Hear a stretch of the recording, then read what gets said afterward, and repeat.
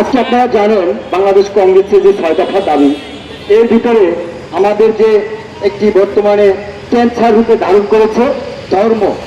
ধর্ম, এই ধর্ম নিয়ে পুঁজি করে যারা ব্যবসা করে এটাকে বন্ধ করতে হবে। বিশেষ করে এই ধর্ম নিয়ে ব্যবসা যারা করে এরা শুধু এই ধর্ম ব্যবসা না, এরা দেশে একটি বিশৃঙ্খলা সৃষ্টি করে। আমাদের এই গণতান্ত্রিক বাংলাদেশ, এই বাংলাদেশে সর্বজাতি বসবাস করবে, এটা আমরা বিশ্বাস করি। গণতন্ত্র, এটাই গণতন্ত্রের ধারা। এবং আমার আগে যারা বক্তৃতা দিয়েছে যে বাংলাদেশ ঢাকার শহরটা যেভাবে বৃষ্টি এলে সামান্য বৃষ্টিতে তলিয়ে যায়, এর কারণটা কোথায়? এর কারণটা হচ্ছে আমাদের সিটি কর্পোরেশনের অবহেলা।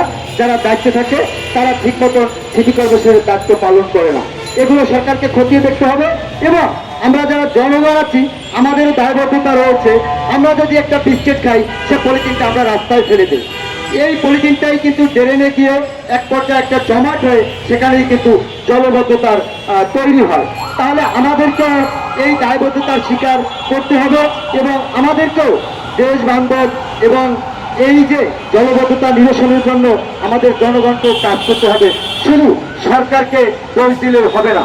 তাহলে এখানে যদিও সংক্ষিপ্ত বক্তব্যের জন্য বেশি কিছু বললাম না, আমি তাহলে সংক্ষিপ্ত বক্তব্য রেখেই শেষ করলাম। কংগ্রেসের মূলনীতি সুস্থ ধারার রাজনীতি।